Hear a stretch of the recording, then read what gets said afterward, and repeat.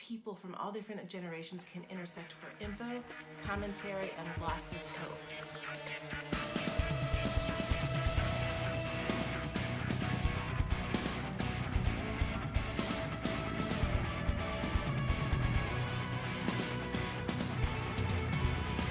Hey everybody, welcome back to The Beat. This is our second episode, and my name's Ian Finley.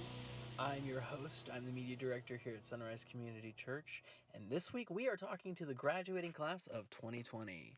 We're going to be talking to two different high schoolers and a college master's level graduate as well, all who attend Sunrise and have some unique perspectives on what's going on right now in the world.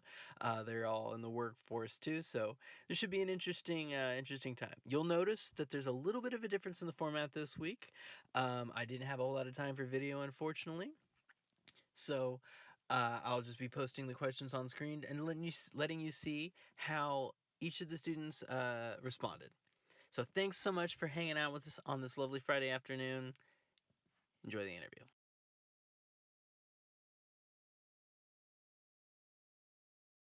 Hi guys, my name is Kyle. I'm a regular Sunrise attendee, and as it turns out, a 2020 graduate amidst all of this coronavirus stuff. And this is our interview. And basically, when I first heard about coronavirus was probably in my physics class, during school. And what happened was I was sitting in class and my physics teacher had heard a lot about this stuff. And he knew that there was probably going to be a lockdown, didn't know how long it was going to be, but he just knew that there was highly likely chance of something was going to happen. And I think to me, I wasn't really so worried about it because I honestly didn't think that anything was truly bad going to happen. I always kind of just had faith that it would all work out, and just like most things in history, it would all work out. So I wasn't really worried at the beginning of it, but after time went on and I heard more and more from other people, and I saw the way that it was affecting everyone mentally and also a lot of people in their businesses, it was pretty hard to take that all in and to really be real. And I think the hardest part about all of this in the short was probably all of the time that I had to think to myself. Okay, at first, it was basically just like a silent panic. Everybody was scared to talk to everybody else, and everybody just was, freaking out, buying as much as they could. We were out of toilet paper for, I don't know, at least a month. We finally started stocking up again, and it was pretty intense.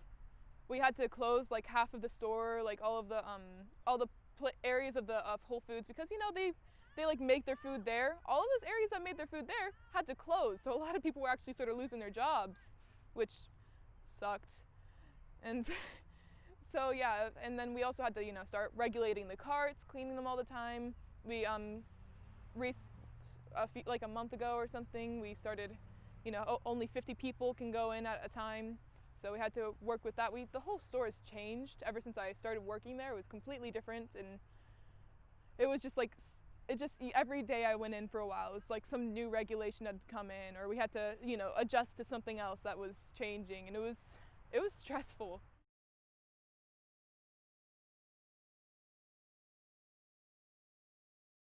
Well, thankfully, the job market that I am going into is pretty flexible, and we are essential workers, so we do get I am in office right now. Um, but my paying job, I stopped working because I work in home with kids, and so that definitely stopped for a while. And so graduating for me, actually, this really gave me a chance to focus on the things that I wanted to focus on and not so much the things that I needed to focus on. Um, just because it gave me that opportunity that work wasn't getting in the way so much. And I got to kind of expand into new ideas of how do I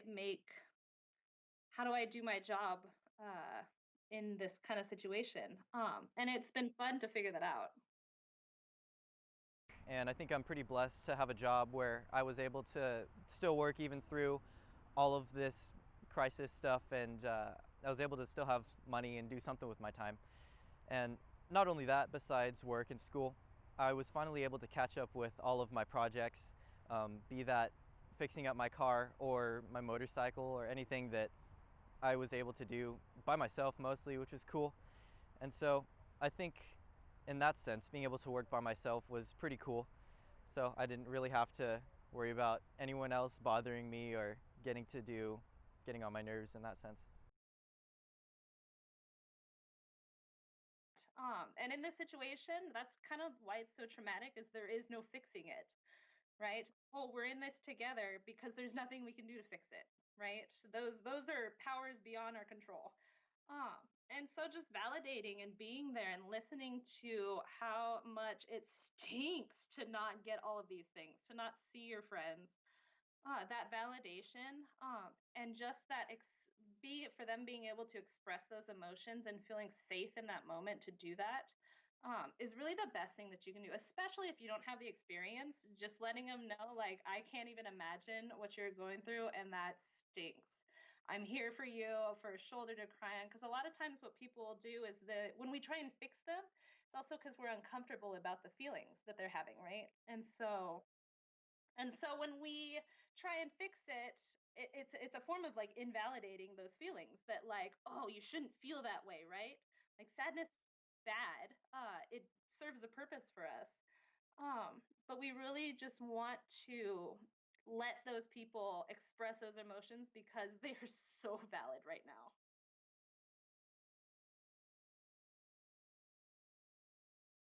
My biggest fear out of all of this really doesn't revolve around people dying or necessarily me getting coronavirus myself.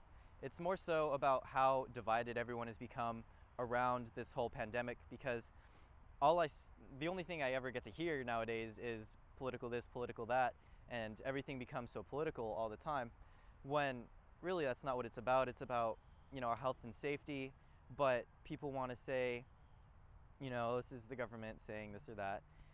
And it just kind of bothers me to hear people fighting all the time when it really shouldn't matter. And it kind of just makes people really angry to make it political, and it's just a cycle.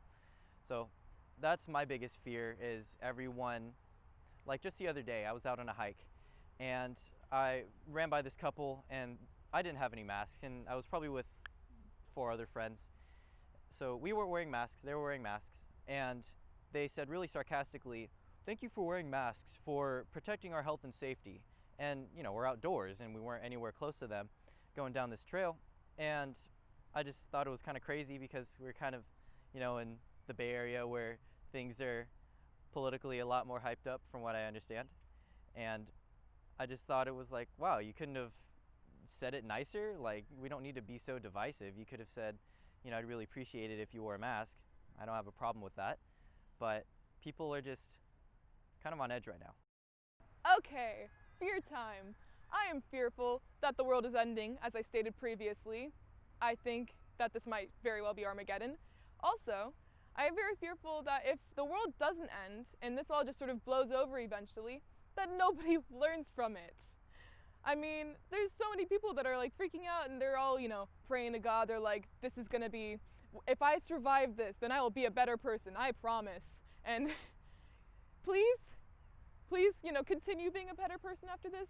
I mean, once this is all over, like, did you learn anything? Did you learn to be nicer to your environment, maybe? That'd be cool. Did you learn to, be nicer to your neighbors, because they're going through the same stressful stuff that you are? And just be a better person. Stop being in your own head like people are right now. Just get out there and see what's happening and see that it's not just you. And I really, really hope that things change for the better. What I have noticed a lot more is people seem to think a little harder, at least the group that I've stuck with and known for a long time. And we have a lot of good conversation, and really it's bringing us closer together to have all this time to talk things through and really get to the bottom of what's happening. And honestly, I think it's like, I don't mind that kind of stuff. I'm a thinker. I like to talk about those type of things and think it through. And it really helps to, I guess, have something to think about, but also it reminds people a lot of what is the reason for all this. What's the reason for coming together in the first place. Like, why does it suck when everyone's so divided, you know? So I'm exhausted, and this is a very stressful time. I have anxiety. I'm freaking out. Everybody else is freaking out around me. I talk to people at work, and we're all like, yeah, we're all just, having consolidated like panic attacks. Just everybody's just freaking out. Everybody that I talk to is also freaking out. All the customers, they're all like, yeah, this is stressful. I'm really worried. And they're all like, we're stuck at home. Our kids are, worrying us. They're like, I didn't realize my kids were like this, because they're always at school and we're always at work and we never see each other. A whole bunch of families are stuck together and they've never even met each other. And I think it's crazy. Everything's changing. Everybody's getting to know the world around them. I mean, despite how I said that everybody's stuck in their own worlds, their eyes are also being like forcibly opened. And I think it's right about time. And I think this is a good thing. Also horrible, like very horrible. Oh my goodness. But, hopefully it'll make things better, because, they always say that, a rainbow at the end of a storm. I mean, things get better. Hopefully things will get better here. I do actually, but I do want to say congratulations, class of 2020. This will go out to be a graduation for the history books. So we all made history. Good for us. So I'm an optimist. I like to look on the bright side, and I always appreciate being unique. So we have had the most unique graduation ever.